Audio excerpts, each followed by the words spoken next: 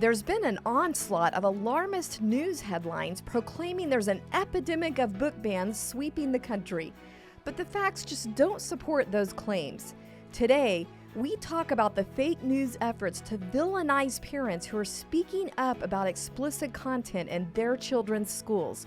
Plus, our special guest Meg Kilganon from Family Research Council gives us some timely tips on instilling a redemptive view in your child's heart on God's gift for sexuality that can counteract all this negativity. Welcome to Speak Up Virginia, equipping you to speak up on the life, family, and freedom issues that matter most to you. From the Family Foundation, I'm your host, Candy Cushman, with FRC's Meg Kilganon.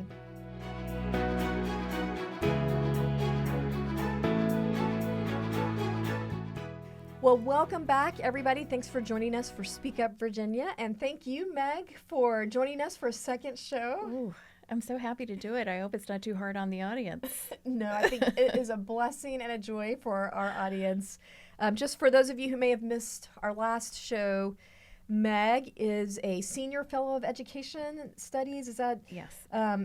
At Family Research Council. Yeah. So as I mentioned last time, if you listen to the Washington Watch radio show with Tony Perkins, you will hear Meg come on often. Mm-hmm. And she worked for the Trump administration in the U.S. Department of Education. We talked about that a little bit last time. We didn't talk so much about that you are a married mom of 4 kids. 4 children. My youngest is now 19. Oldest is 25. Mm-hmm. And the best job I've ever had, of course, was staying home with them. Yeah. And just enjoying being with them and watching them grow, and just it's such a blessing to be able to do that. I'm so grateful to my husband worked so hard to make sure that could happen. Yeah. So it's really such a blessing. Yeah. Family life. And they did this in Fairfax County, which is right. I don't know that my children could do it now. I think I think they could not. It definitely takes probably 2 incomes now to live in Fairfax County. Sad statement. It is. And most places, not even just in Fairfax, but most places now it's hard to make ends meet. You not only have experience in the political world, but also as a mama bear activist. So we need to really pick Meg's brain on this. And I got a couple of topics I'm going to kind of my origin story is with battling it out at the school board meetings with the Family Foundation. You guys came up from Richmond and in Fairfax. I remember it so vividly. I was washing dishes at the kitchen and I had WTOP on in my kitchen on my radio. Yeah, this local radio station. And I was wanting to hear the weather because I was going to take the kids to the pool after dinner. And I was washing some dishes and they came on and they talked about this. They were going to add sexual orientation and gender identity to the non-discrimination policy. And that, what the heck does that mean? I had a feeling it didn't mean anything good. Yeah. And so I just started to do some research, and I thought, when I found out what it was, I thought, oh, well, I'm sure that people from Washington are going to come down over to Fairfax and explain why this just can't happen, because, you just can't let boys in the girls' bathroom or boys on the girls' teams. That's just not going to work. Because at that time you had conservative groups, kind of Washington-based, but you didn't know about any at the state level. Right. And so no one said or did much of anything. I started going to school board meetings, and Family Foundation was there. Now, why did you speak out as a mom and others weren't in the high school arena? What was different about you that you decided to take that step? I think that, in today's world, Christians are now different. I grew up at a time when everyone essentially was a Christian or a person of faith. They wanted to be identified as that. People went to church, and if they weren't in church, they kind of felt like they should have gone, right? That is no longer the world we're living in. And we very much organized our life around our life in our church, and that was a lot of our social life was based around the church. But what I realized was that for the people, especially the people who didn't go to church at all, which was unfortunately a lot of people, they really did organize their lives around the school, the public school in our neighborhood, the neighborhood school. And that really was kind of their church in terms of their social life. And the church and the school also, the school would send home backpacks of food for kids who they felt like the staff felt like maybe they weren't going to be well taken care of at home. And I was like, gosh, that's something that the church would have done when I was a kid, right? We would have had a relationship with that family or with those folks and been able to serve them. And that's kind of not where our culture is now. But you had that foundation, which gave you. But I had that foundation, and so the people in my church community were very supportive of the stand that I was taking, and they were very, they would say, we're so glad you're speaking up, which was really so nice. But I know lots of other people who've spoken into this issue have not had that kind of support, and they're so much braver than I ever was, because they're speaking out, and it's costing them their job, or it's costing them of their friend, or that's costing them a family relationship, right? And that's so hard. This is a great segue into what I want to talk to you about, with parents standing up about this explicit content in books. But before we go there, I do have a fun get to know you question that I'm still going to try to sneak in here. Okay. Now, this question, all of our staff was forced to answer this for the gala we recently had that they put up on a slide. So I'm going to make you answer it. Okay. What book, other than the Bible, do you wish you could reread for the first time? I really love Mark Twain, and I would have to say his biography of Joan of Arc. That would be mine. I love that answer, because of all the Mark Twain books, that one is probably the one the least people have heard of. He said at the end of his life he thought it was his best book. Okay, I have to read this. I have not read that. It's a really wonderful book. It really, truly is. And I'm a huge fan of Joan of Arc, as people may have guessed. Now, is this a satirical biography or no? That's the amazing thing about it, because he was so critical of religion in most of his other works, especially like Connecticut Yankee and King Arthur's Court. But this biography of Joan of Arc, she was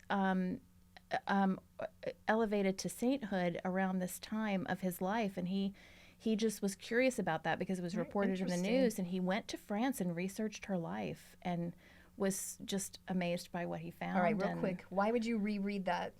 I would reread it because there are things in her life story that are just so unbelievable that you want to read them again and be reminded of how really good God is and the wonderful things that will happen if you just listen to him and you do what God asks of you. As crazy as it might seem, he is telling you to do it for a reason, and he will see you through it. All right, you just put that on my reading list. I'm definitely motivated to read that. I will real quick share what my answer was. My true and real answer was The Lion, the Witch, and the Wardrobe. Oh, That really had a tremendous impact on me as a child, just really helping to open my eyes of what God had done for us, and to do it in a way that tapped into my imagination. And I don't really enjoy rereading books, so if there was one, that would be it. However, another staff member put the same answer, so I changed mine. Okay. And I put The Hiding Place. Oh. Yeah. That's a hard read. But it's similar. But it's such a good one. Joan of Arc. It is. Obeying God, stepping out in faith. Yeah. In a time of cultural. Very true. It is very similar to Joan of Arc.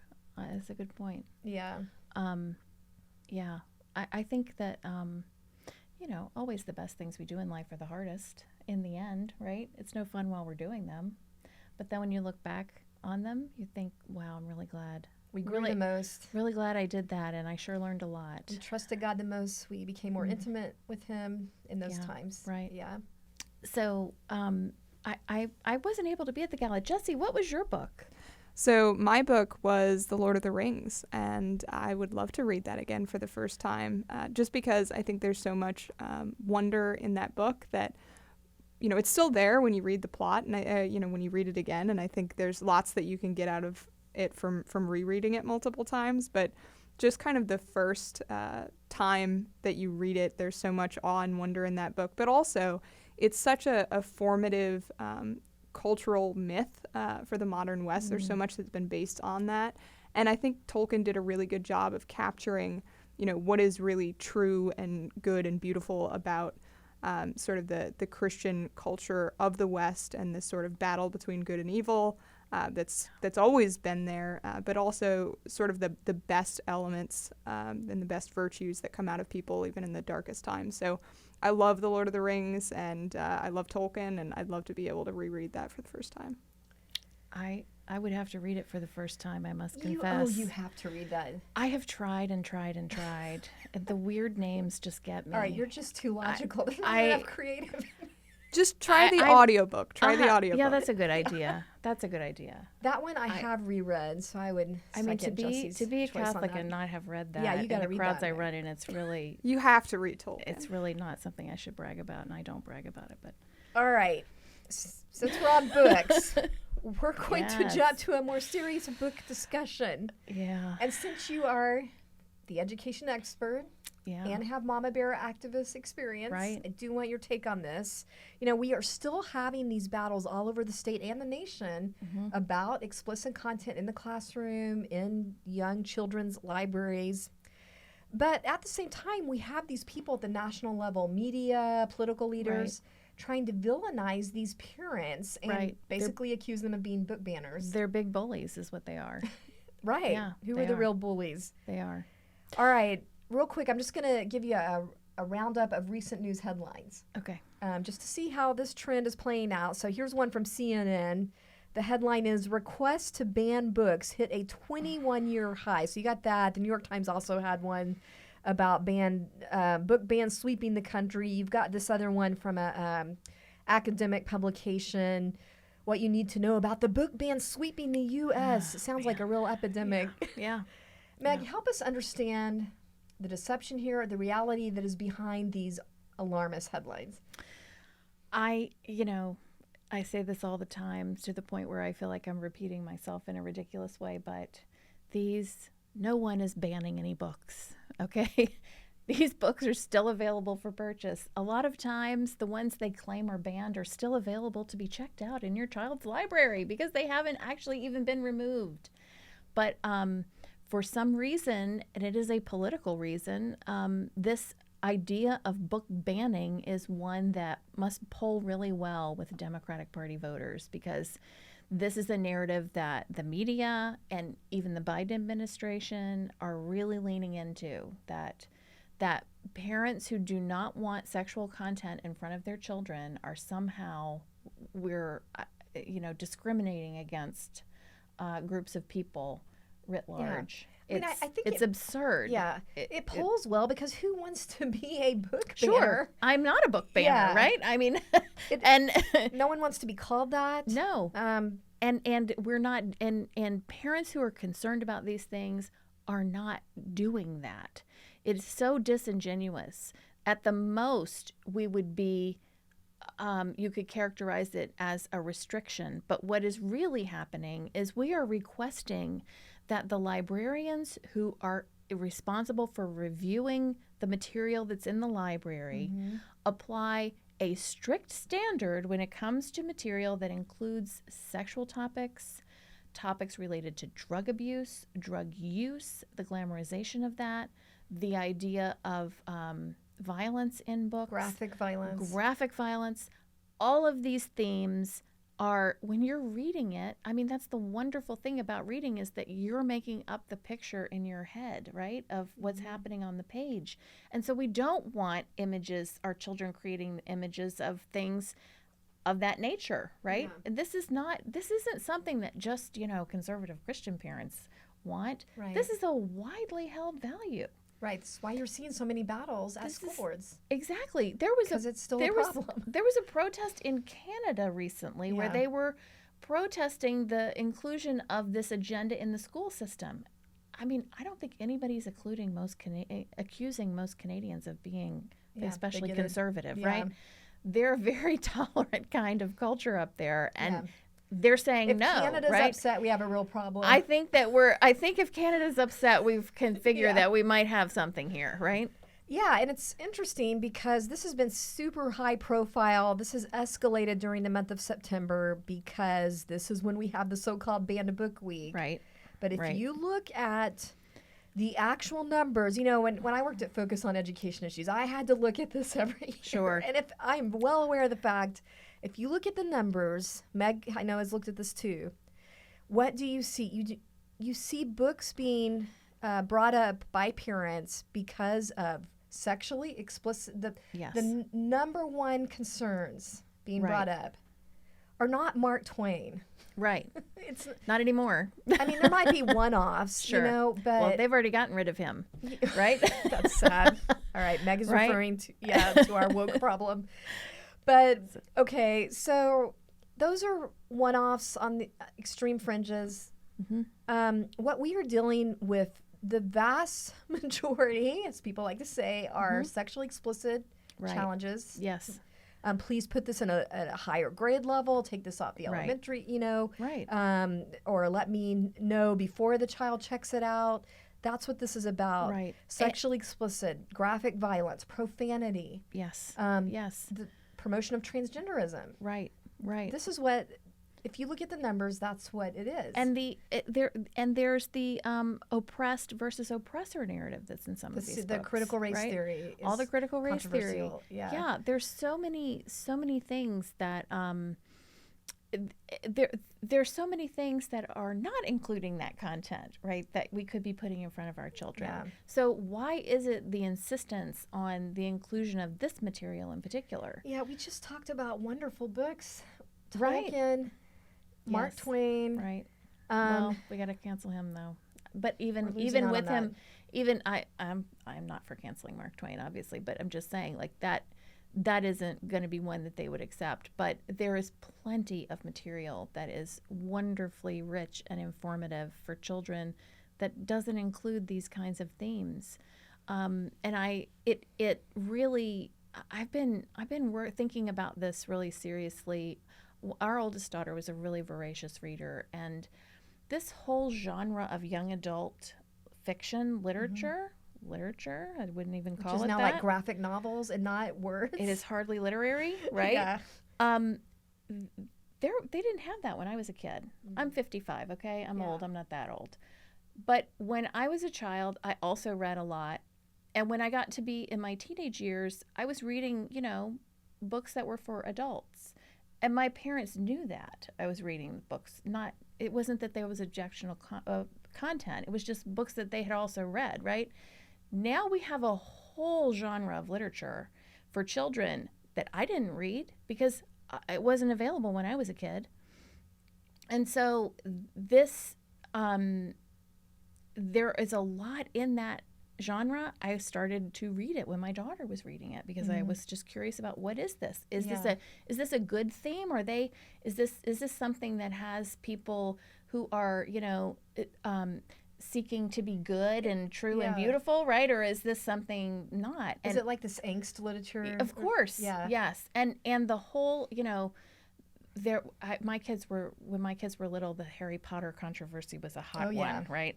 And we had many people. I mean, if a homeschool listserv on Harry Potter Meg, was don't like, even give us in the I Harry can't. Potter Let's just not even, right? Yeah. But what that did though was it got.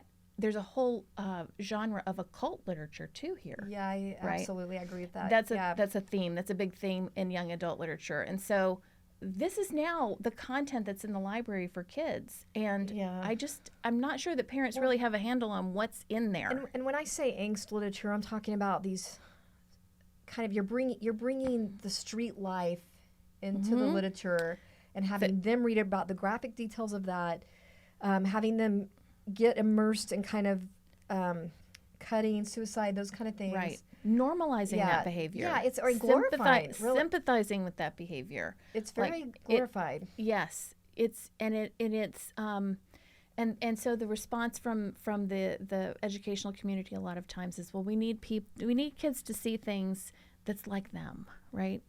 And I've never really bought into this. But should it be required reading for the entire class? I mean, No. maybe that's true in certain, but even if, let's grant that there are cases that might help a very traumatized child that's been in those circumstances.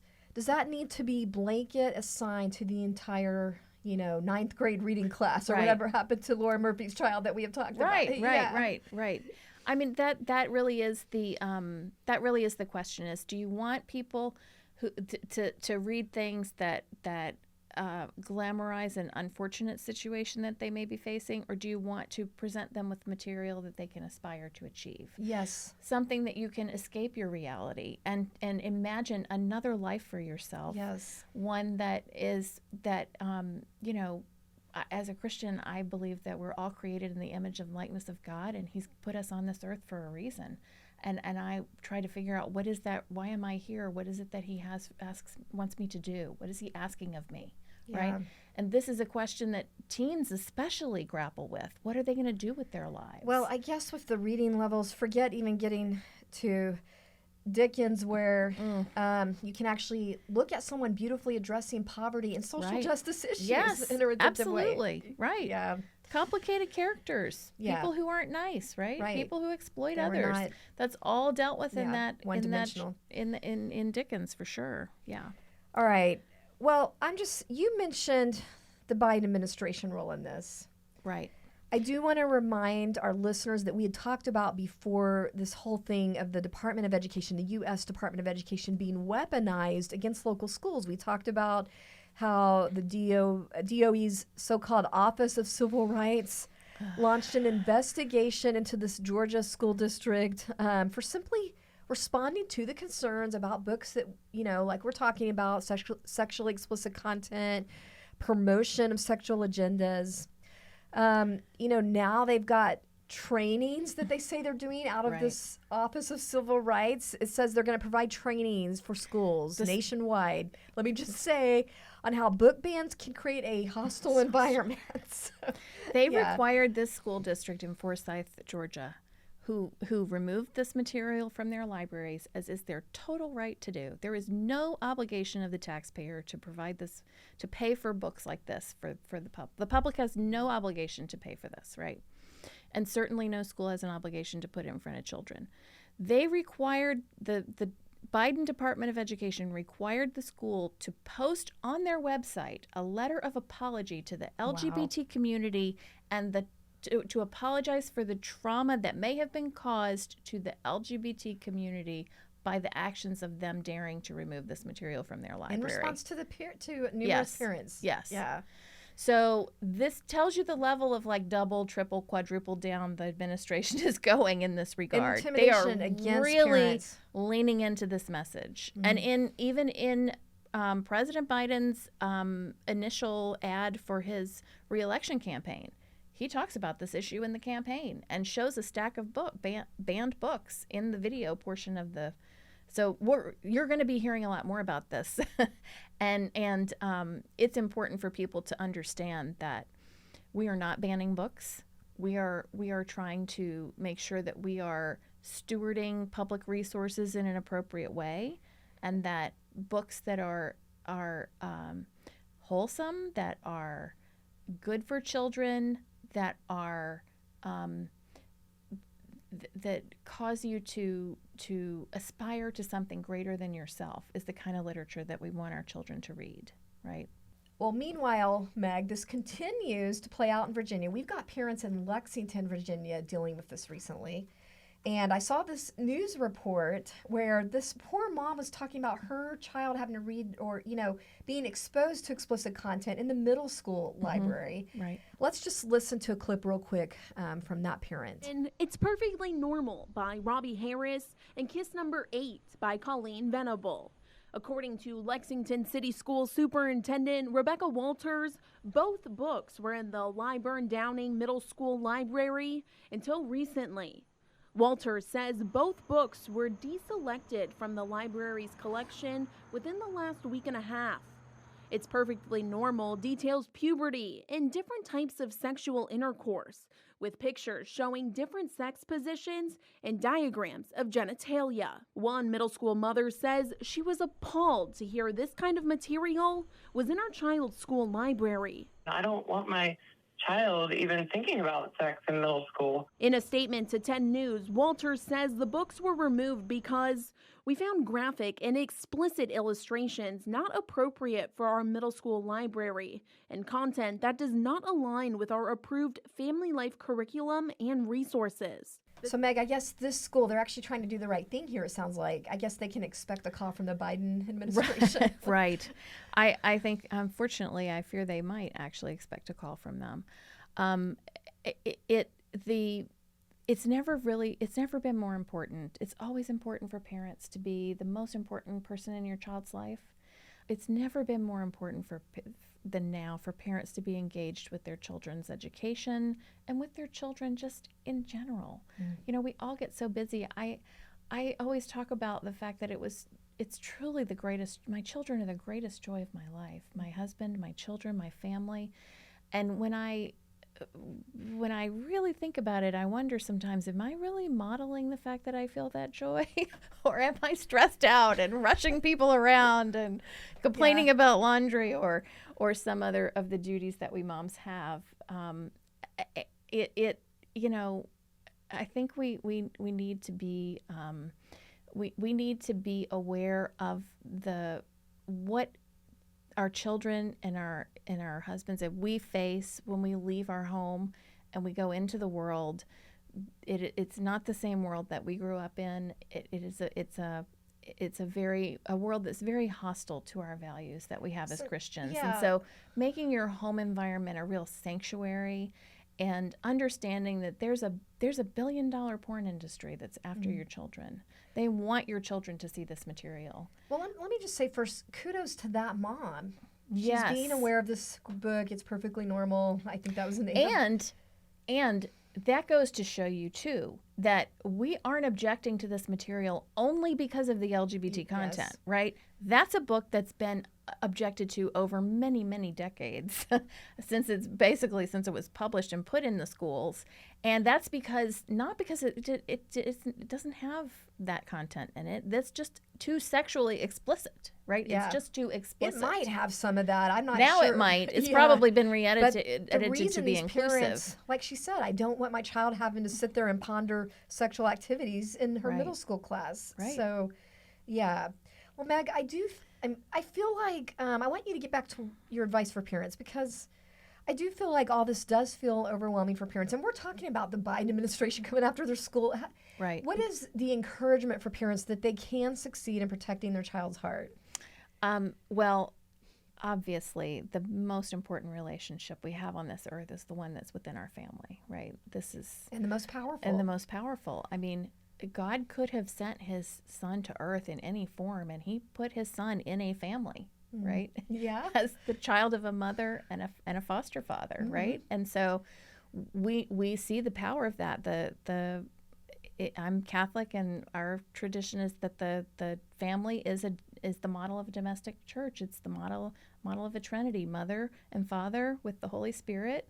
That's what creates the children, right? And creates this whole thing to keep it going. So it's so powerful and so important, and so it is constantly under attack. I mean, you feel like you're under attack because you are, and it is a very spiritual. It is so important. Because it is so important. It is a spiritual battle, and so we have to. We really as parents, you never pray more than when you're a parent, right?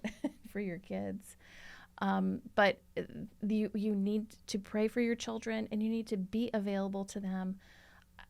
When my younger colleagues at Family Research Council are having babies and staying up late with the babies, and I'm also staying up late with my kids. I'm waiting for them to come home. I want to see what have they been up to, and older children, they want to have conversations later at night, it seems like. They're up, they come to you when you're your most tired with their biggest problems. And we need to be available to them at that time. And so don't underestimate that power.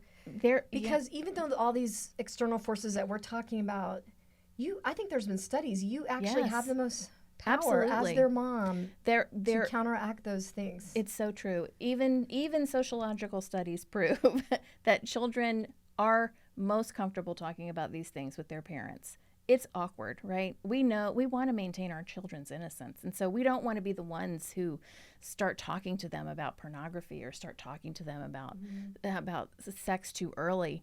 But I think now we need to understand that there's a billion-dollar porn industry talking to our kids about these things, and it's happening at younger and younger and younger ages.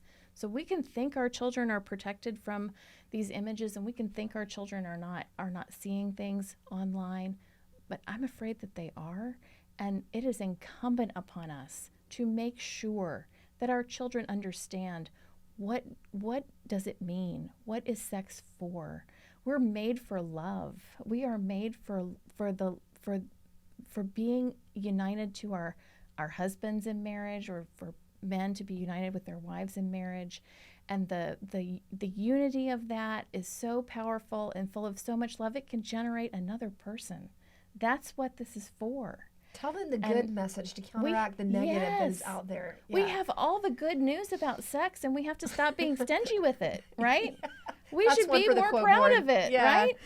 Let's not be stingy with the good news. I like that, Meg. All right, real quick, are there any resources for helping parents, dealing with things like counteracting the porn industry, or, that you want to throw out there real quick? We have one of my colleagues, David Clausen, has just written a book called Male and Female. He created them. That's a sort of a sex education study guide for churches and parents.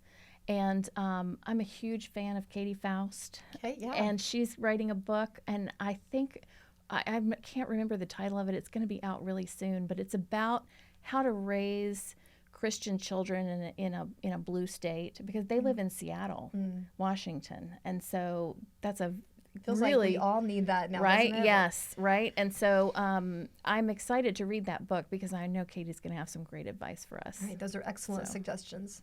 And pray. Yes. Do not underestimate that power either. Go to church. Thanks for bringing us back to the basics here. And thank you for your encouragement. Please share this with parents who need encouragement in this world that we live in. And with that said, I'm just going to do our usual weekly reminder to make sure to share our podcast so we get other people equipped with these messages. That's the Speak Up Virginia playlist. Remember that you can share and like us on our audio-only formats, whether it's Spotify or Apple. And I do want to throw in a plug for early voting. Remember to use your biblical stewardship. Go ahead and exercise your right to vote now. It's already started, and we do have information on Family Foundation. That's familyfoundation.org about how to get a voter guide. That's familyfoundation.org. See you next time. Remember, we are stronger when we speak together.